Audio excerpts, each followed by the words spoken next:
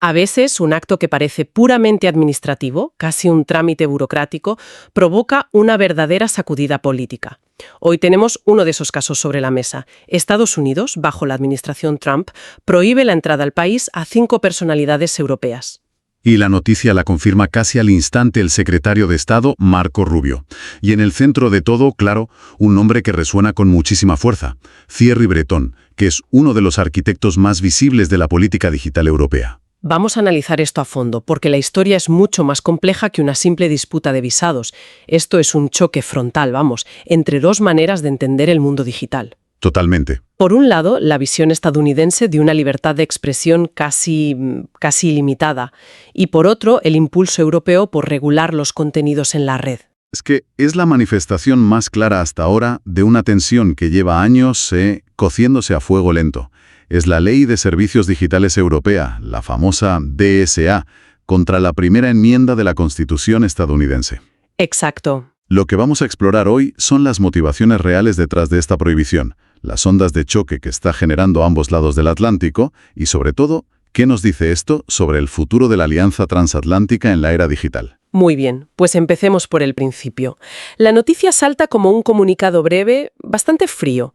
5 ciudadanos europeos tienen prohibida la entrada a Estados Unidos. Y la justificación de Washington, es que estas personas han contribuido a suprimir voces estadounidenses en Internet. Una acusación muy grave. Gravísima. Y fíjate en el lenguaje que usan, suprimir voces. No dice regular plataformas o aplicar legislación. No. Usa un término que en Estados Unidos tiene unas connotaciones de censura, de autoritarismo.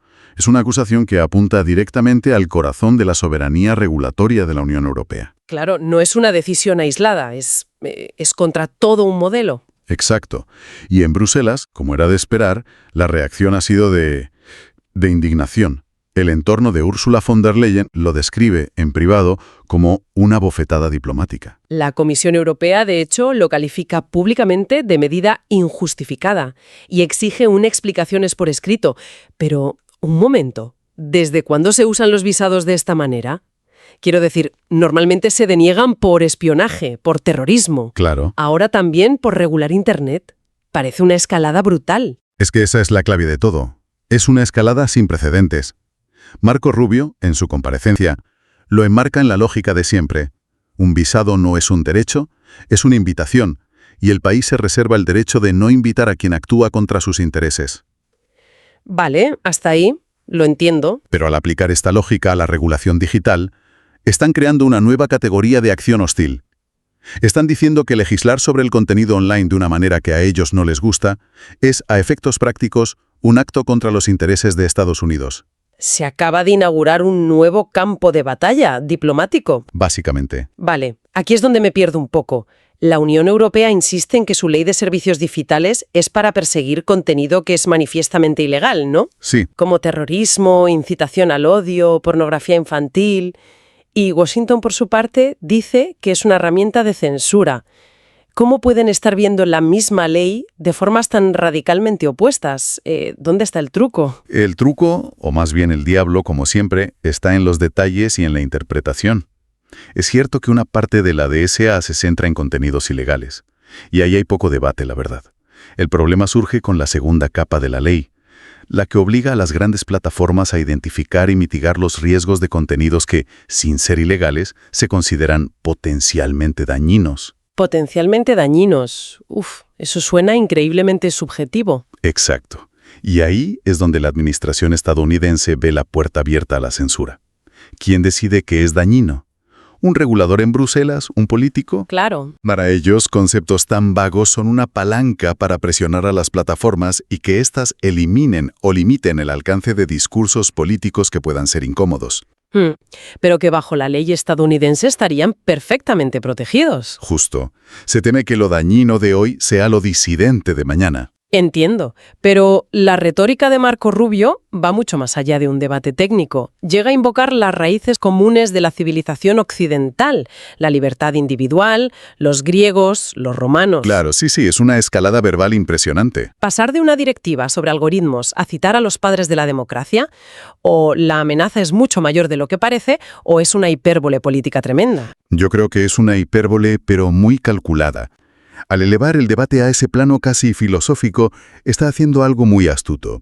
No está diciendo vuestra ley perjudica a nuestras empresas, está diciendo vuestra ley traiciona nuestros valores compartidos. Ah, es un mensaje mucho más potente. Muchísimo más. Es una forma de advertir a Europa de que, en su afán regulador, se está alejando de los principios fundamentales que sustentan la Alianza Atlántica. Es un mensaje que en algunas capitales, como París, suena condescendiente, pero en otras, como Varsovia o Berlín, se escucha con muchísima atención y preocupación. Siempre se dice que para entender un conflicto hay que seguir el dinero. Supongo que aquí, más allá de la filosofía, hay un componente económico muy potente. Potentísimo. Es el elefante en la habitación. La DSA contempla multas por infracciones graves de hasta el 6% de la facturación anual mundial de una empresa. Mundial. O sea, ¿no de sus beneficios en Europa? No. De su facturación global. Para que nos hagamos una idea, el 6% de los ingresos anuales de una compañía como Meta o Google es una cifra que se mide en decenas de miles de millones de dólares. Vaya. Es el equivalente a un misil nuclear económico. Ningún consejo de administración puede ignorar una amenaza así. Con esas cifras sobre la mesa, entiendo la preocupación. Se habla mucho del efecto Bruselas, ¿no? La idea de que la regulación europea acaba convirtiéndose en el estándar global. Sí. Porque a las empresas les resulta más fácil aplicarla en todas partes que crear versiones distintas de sus productos. Ese es exactamente el temor de Washington. Pero a ver, si una empresa como Apple decide, por pura eficiencia operativa, aplicar las reglas de la DSA en todo el mundo, ¿no es eso una simple decisión de negocio? ¿Por qué lo ve el gobierno de Estados Unidos como un ataque directo a su soberanía? Esa es una pregunta excelente, porque toca el núcleo del problema. Desde un punto de vista empresarial es lógico, pero desde un punto de vista geopolítico significa que un marco legal diseñado en Bruselas está dictando de facto lo que un ciudadano de Ohio puede ver o no ver en sus redes sociales. Es una exportación de soberanía regulatoria por la puerta de atrás. Exactamente.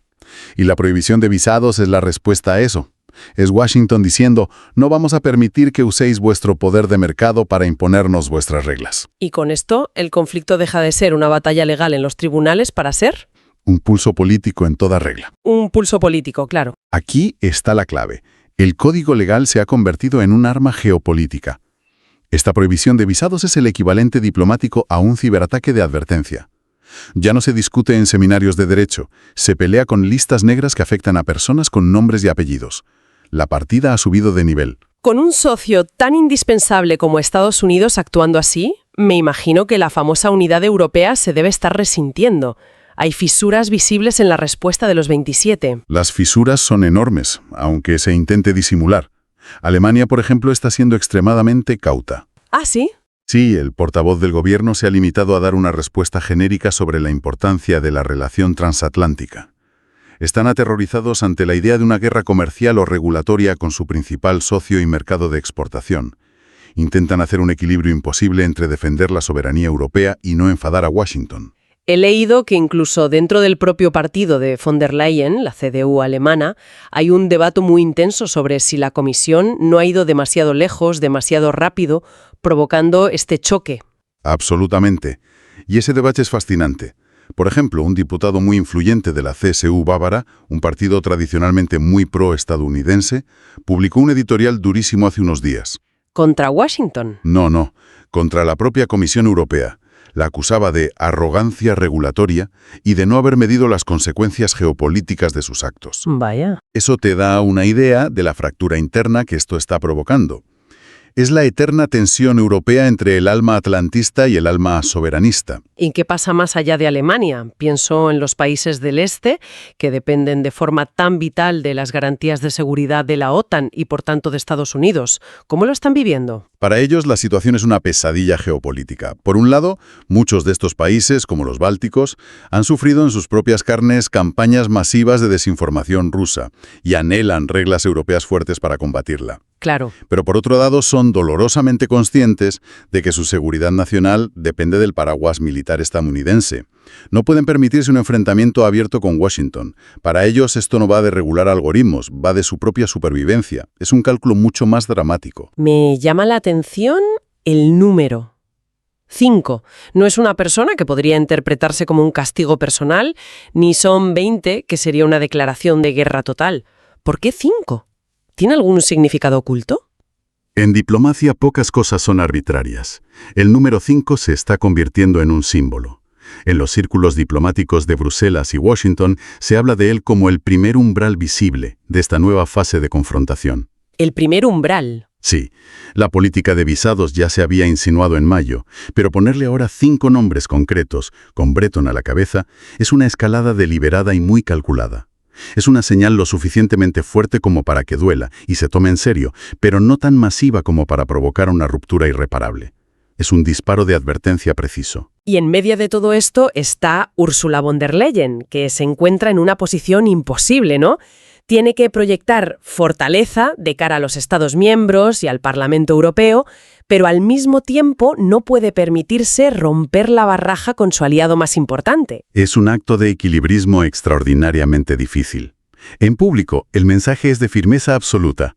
La Unión Europea no se dejará chantajear. Un mensaje para consumo interno, por así decirlo. Claro, es necesario para mantener la cohesión, pero en privado el tono es muy distinto.